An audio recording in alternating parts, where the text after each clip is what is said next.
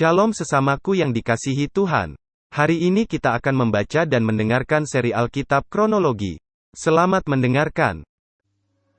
Pada malam itu juga, raja tidak dapat tidur. Maka bertitahlah Bagenda membawa kitab pencatatan sejarah, lalu dibacakan di hadapan raja.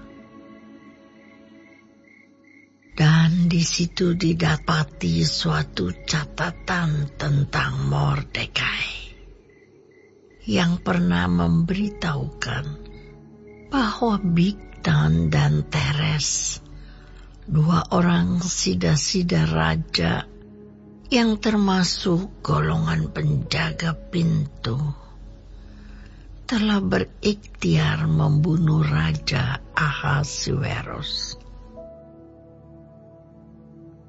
Maka bertanyalah raja, kehormatan dan kebesaran apakah yang dianugerahkan kepada Mordekai oleh sebab perkara itu?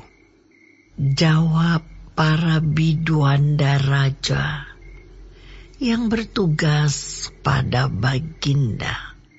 Kepadanya tidak dianugerahkan suatu apapun. Maka bertanyalah raja, siapakah itu yang ada di pelataran? pada waktu itu Haman baru datang di pelataran luar istana raja untuk memberitahukan kepada Baginda bahwa ia hendak menyulahkan Mordekai pada tiang yang sudah didirikannya untuk dia. Lalu jawab para biduanda raja kepada Baginda. Itulah Haman, ia berdiri di pelataran. Maka titah raja. Suruhlah dia masuk. Setelah Haman masuk, bertanyalah raja kepadanya, Apakah yang harus dilakukan kepada orang yang raja berkenan menghormatinya? kata Haman dalam hatinya. Kepada siapa lagi raja berkenan menganugerahkan kehormatan lebih dari kepadaku? Oleh karena itu jawab Haman kepada raja, Mengenai orang yang raja berkenan menghormatinya,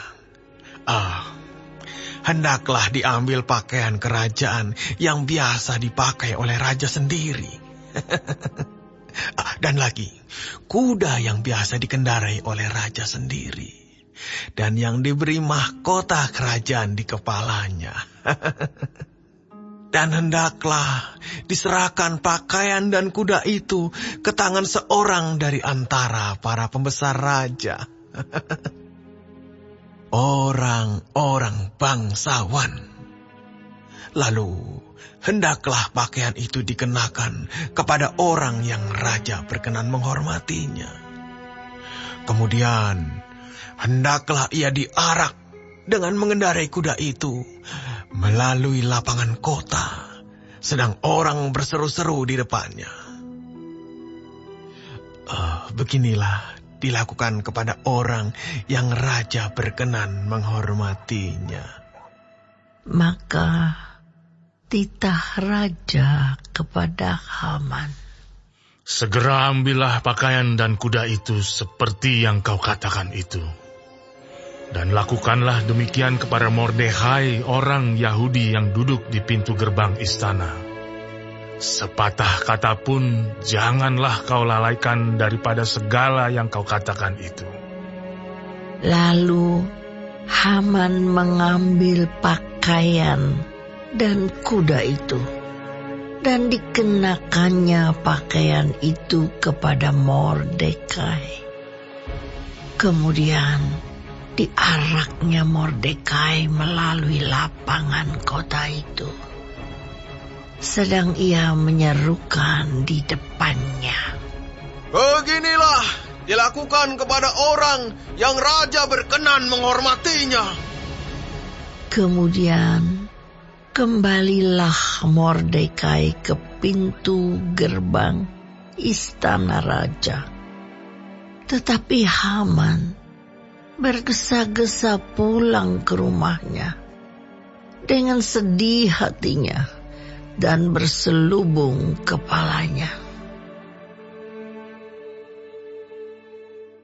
Dan Haman menceritakan kepada Zeres, istrinya, dan kepada semua sahabatnya apa yang dialaminya.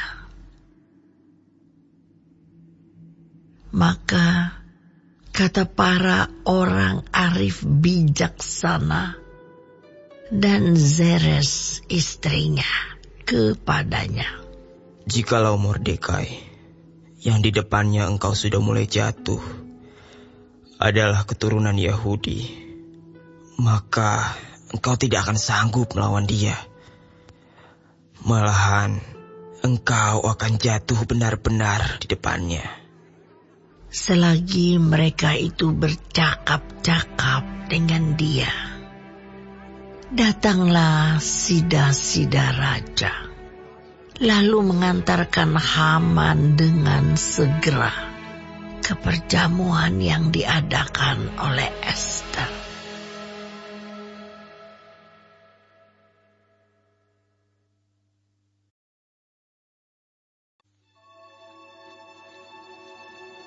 Datanglah raja dengan Haman untuk dijamu oleh Ester sang ratu. Pada hari yang kedua itu, sementara minum anggur, bertanyalah pula raja kepada Ester. Apakah permintaanmu, hai Ratu Ester? Niscaya akan dikabulkan. Dan apakah keinginanmu? Sampai setengah kerajaan sekalipun akan dipenuhi. Maka jawab Ester sang ratu, "Ya Raja, jikalau hamba mendapat kasih Raja, dan jikalau baik pada pemandangan Raja, karuniakanlah kiranya kepada hamba nyawa hamba atas permintaan hamba, dan bangsa hamba atas keinginan hamba. Karena kami, hamba serta bangsa hamba, telah terjual untuk dipunahkan, dibunuh, dan dibinasakan. Jikalau seandainya kami hanya dijual sebagai budak laki-laki dan perempuan, niscaya hamba akan berdiam diri. Tetapi malapetaka ini tiada taranya di antara bencana yang menimpa Raja." Maka bertanyalah Raja Ahasuerus kepada Ester sang ratu, Siapakah orang itu? Dan di manakah dia yang hatinya mengandung niat akan berbuat demikian? Lalu jawab Ester, "Penganiaya dan musuh itu ialah Haman, orang jahat ini." Maka Haman pun sangatlah ketakutan di hadapan raja dan ratu. Lalu bangkitlah raja dengan panas hatinya daripada minum anggur, dan keluar ke taman istana. Akan tetapi Haman masih tinggal untuk memohon nyawanya kepada Ester sang ratu, karena ia melihat bahwa telah putus niat raja untuk mendatangkan celaka kepadanya. Ketika raja kembali dari taman istana, ke dalam ruangan minum anggur. Maka Haman berlutut pada katil tempat Ester berbaring. Maka titah raja, Masih jugakah ia hendak menggagahi sang ratu di dalam istanaku sendiri? tatkala titah raja itu keluar dari mulutnya, maka diselubungi oranglah muka Haman. Sembah Harbona, salah seorang sida-sida yang di hadapan raja. Lagi pula tiang yang dibuat Haman untuk Mordekai, orang yang menyelamatkan raja dengan pemberitahuannya itu, telah berdiri di dekat rumah Haman, 50 hasta tingginya. Lalu titah raja. Sulahkan dia pada tiang itu. Kemudian Hama disulahkan pada tiang yang didirikannya untuk Mordekai. Maka surutlah panas hati raja.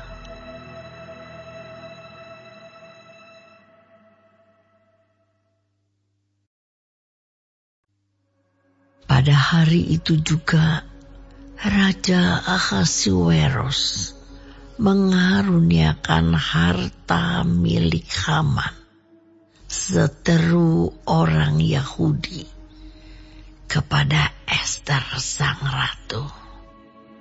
Dan Mordekai masuk menghadap raja, karena Ester telah memberitahukan apa pertalian Mordekai dengan dia.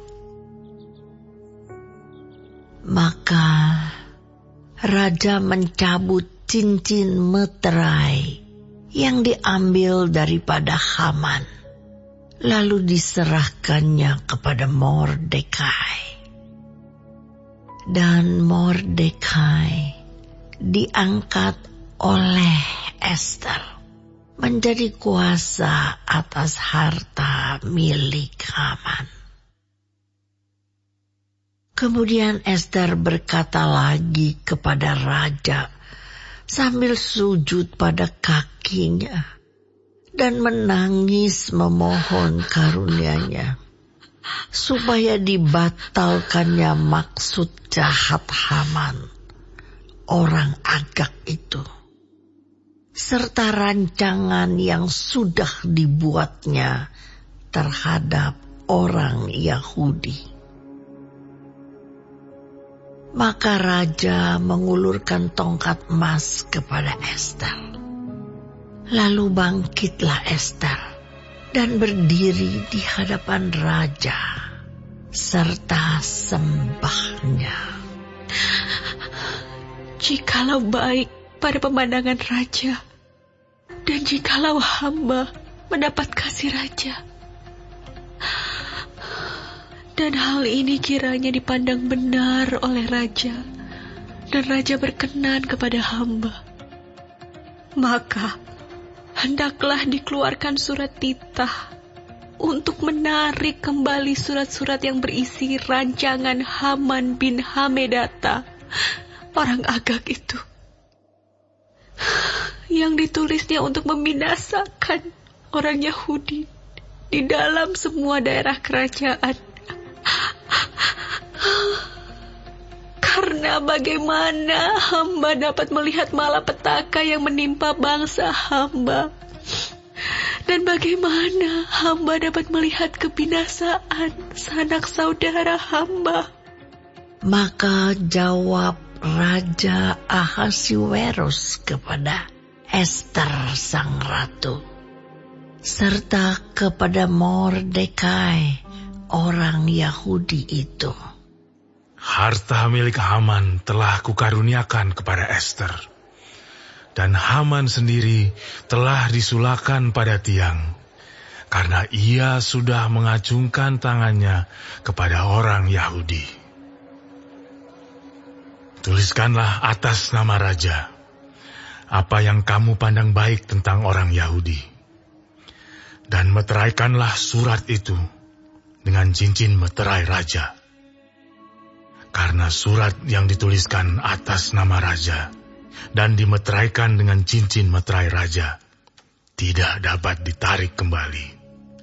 Pada waktu itu juga dipanggillah para panitera raja dalam bulan yang ketiga, yakni bulan Siwan, pada tanggal 23. Dan sesuai dengan segala yang diperintahkan Mordekai, ditulislah surat kepada orang Yahudi dan kepada para wakil pemerintah, para bupati, dan para pembesar daerah dari India sampai ke Ethiopia.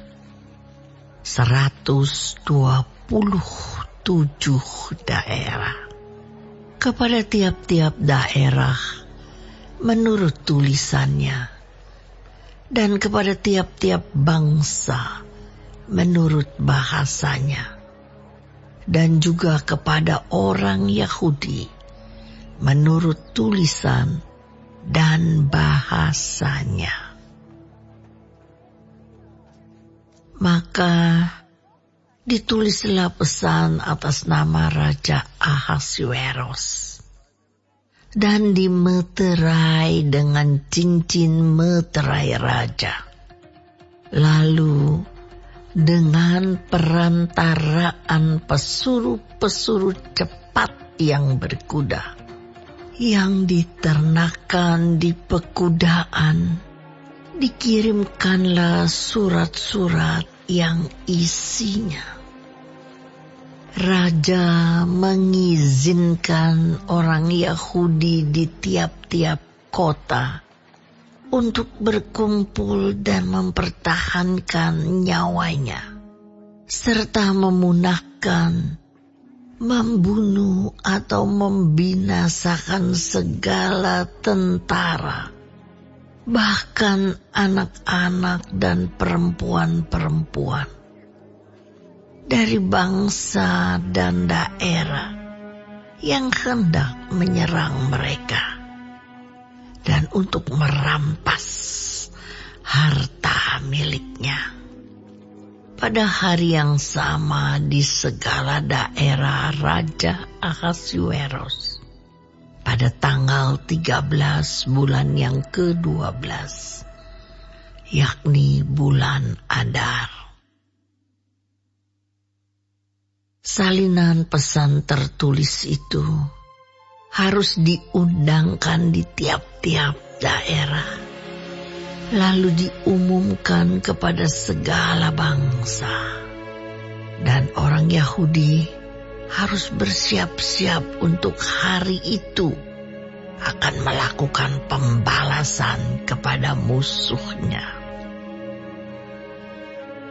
Maka dengan terburu-buru dan tergesa-gesa, berangkatlah pesuruh-pesuruh cepat yang mengendarai kuda kerajaan yang tangkas itu atas titah raja, dan undang-undang itu dikeluarkan di dalam benteng Susan. Dan Mordekai keluar dari hadapan raja dengan memakai pakaian kerajaan daripada kain ungu tua dan kain lenan, dengan memakai tajuk emas yang mengagumkan, serta jubah daripada kain lenan halus dan kain ungu muda. Maka kota Susan pun bertempik soraklah dan bersukaria. Orang Yahudi telah beroleh kelapangan hati dan bersukacita, kegirangan, dan kehormatan. Demikian juga di tiap-tiap daerah dan tiap-tiap kota. Di tempat manapun titah dan undang-undang raja telah sampai, ada sukacita dan kegirangan di antara orang Yahudi. Dan lagi, banyak dari antara rakyat negeri itu masuk Yahudi. Karena mereka ditimpa ketakutan kepada orang Yahudi.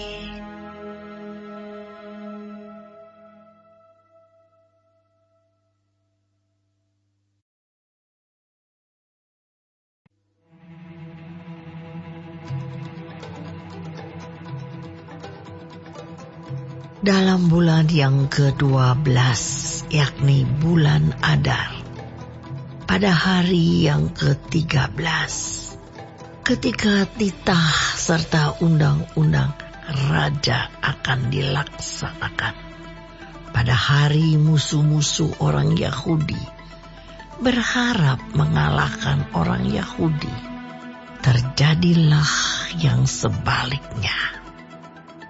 Orang Yahudi mengalahkan pembenci-pembenci mereka.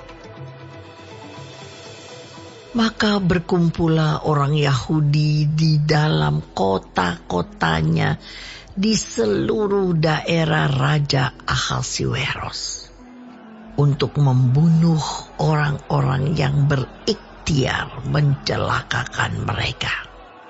Dan tiada seorang pun tahan menghadapi mereka, karena ketakutan kepada orang Yahudi telah menimpa segala bangsa itu. Dan semua pembesar daerah dan wakil pemerintahan dan bupati serta pejabat kerajaan menyokong orang Yahudi karena ketakutan kepada Mordekai telah menimpa mereka. Sebab Mordekai besar kekuasaannya di dalam istana raja, dan tersiarlah berita tentang dia ke segenap daerah, karena Mordekai itu bertambah-tambah besar kekuasaannya. Maka orang Yahudi mengalahkan semua musuhnya. Mereka memukulnya dengan pedang, membunuh dan membinasakannya. Mereka berbuat sekehendak hatinya terhadap pembenci-pembenci mereka. Di dalam benteng Susan saja, orang Yahudi membunuh dan membinasakan 500 orang. Juga Parsandata, Dalfon, Aspata, Porata, Adalia, Aridata, Parmasta, Arisai, Aridai, dan Waizata, ke-10 anak laki-laki Haman bin Hamedata, seteru orang Yahudi, dibunuh oleh mereka. Tetapi kepada barang rampasan tidaklah mereka mengulurkan tangan. Pada hari itu juga, jumlah orang-orang yang terbunuh di dalam benteng Susan disampaikan ke hadapan raja. Lalu titah raja kepada Ester sang ratu. Di dalam benteng Susan saja, orang Yahudi telah membunuh dan membinasakan 500 orang, beserta ke-10 anak Haman.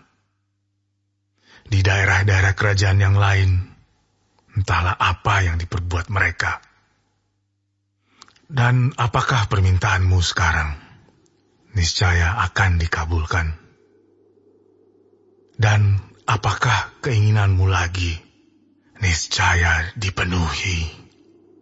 Lalu jawab Ester, Jikalau baik pada pemandangan raja, diizinkanlah kiranya kepada orang Yahudi yang di Susan untuk berbuat besok pun sesuai dengan undang-undang untuk hari ini. Dan ke-10 anak Haman itu hendaklah disulahkan pada tiang. raja pun menitahkan berbuat demikian. Maka undang-undang itu dikeluarkan di Susan, dan ke-10 anak Haman disulahkan orang. Jadi berkumpullah orang Yahudi di Susan pada hari yang ke-14 bulan Adar juga. Dan dibunuhnyalah di Susan 300 orang. Tetapi kepada barang rampasan tidaklah mereka mengulurkan tangan. Orang Yahudi yang lain yang ada di dalam daerah kerajaan berkumpul dan mempertahankan nyawanya serta mendapat keamanan terhadap musuhnya. Mereka membunuh 75.000 orang di antara pembenci-pembenci mereka.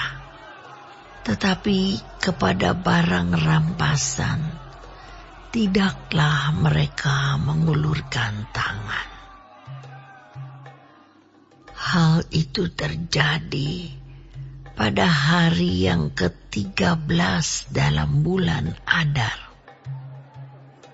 Pada hari yang ke-14 berhentilah mereka, dan hari itu dijadikan mereka hari perjamuan dan sukacita.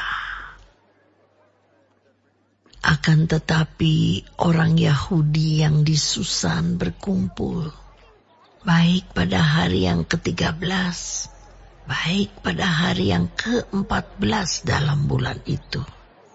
Lalu berhentilah mereka pada hari yang ke-15.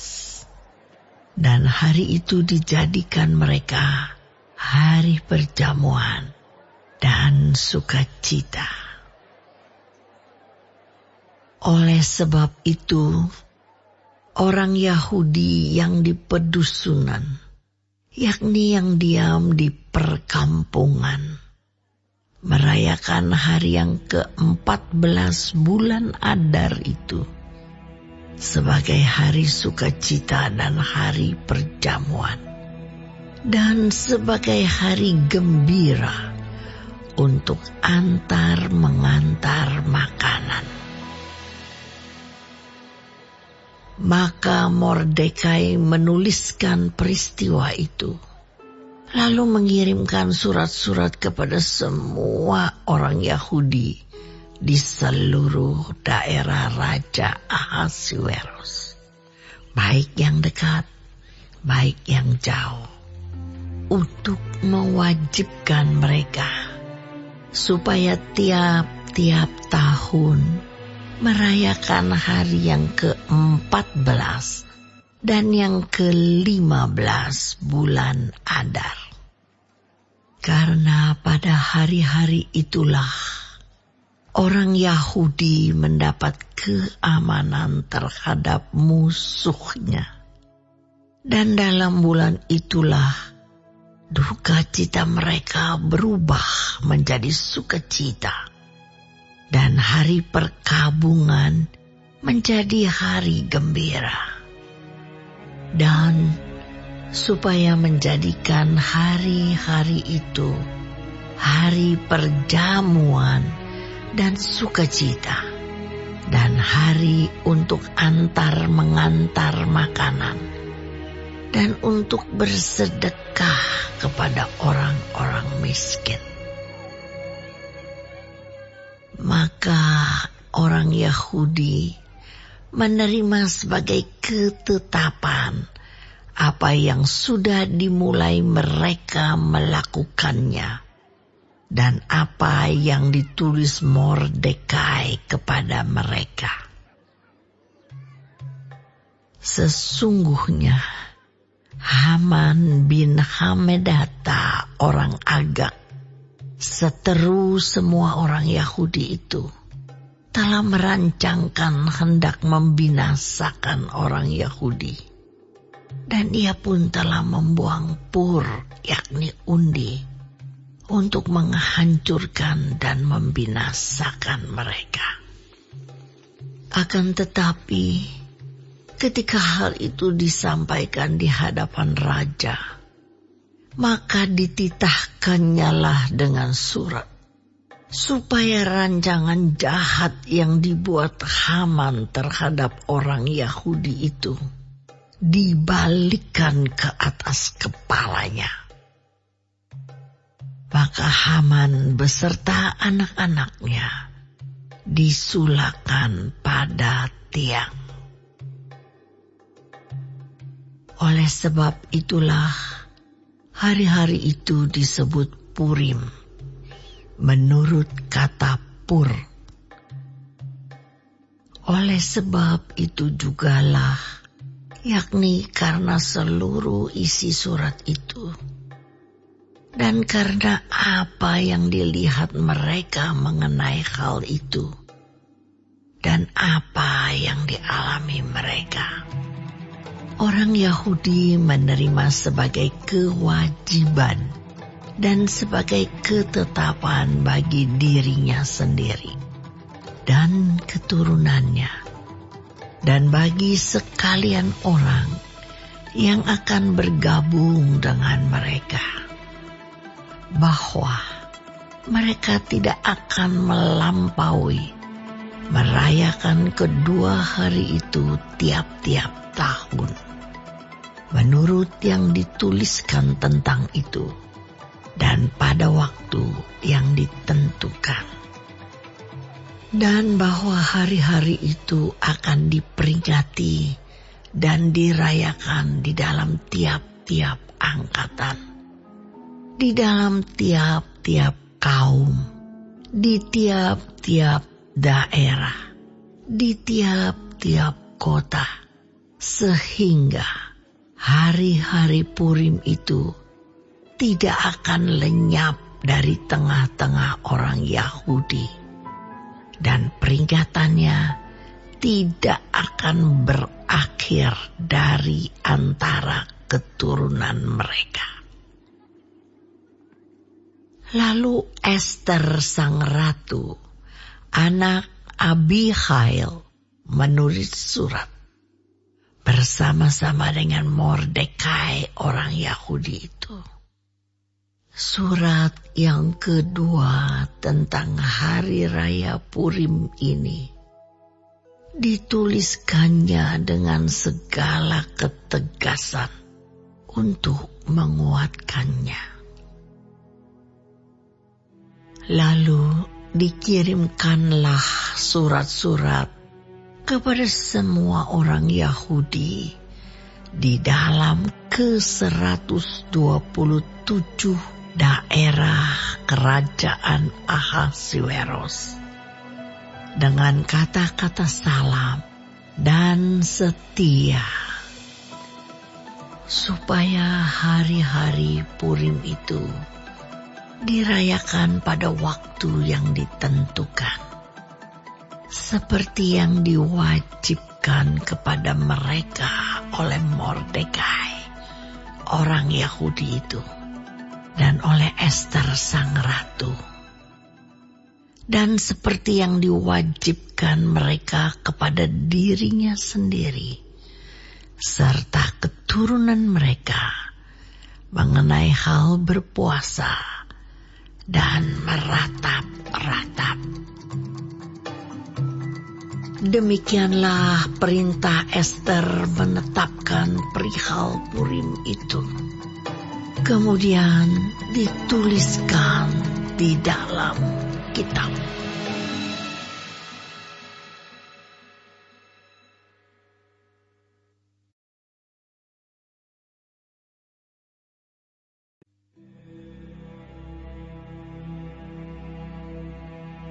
Maka Raja Ahasuerus mengenakan upeti atas negeri dan daerah-daerah pesisir juga.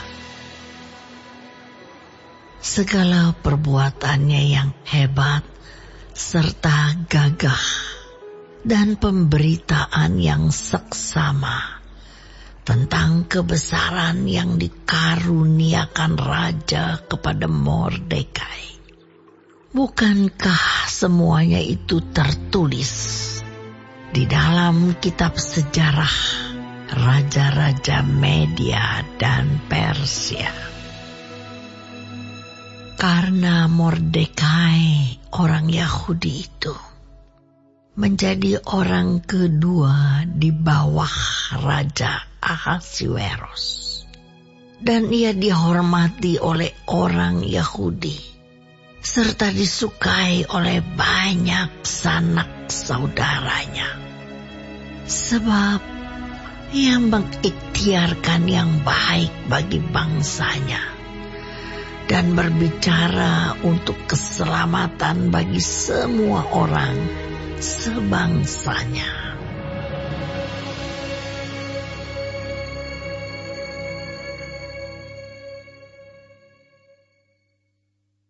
Hari ini kita telah mendengarkan seri Alkitab Kronologi. Tuhan Yesus memberkati.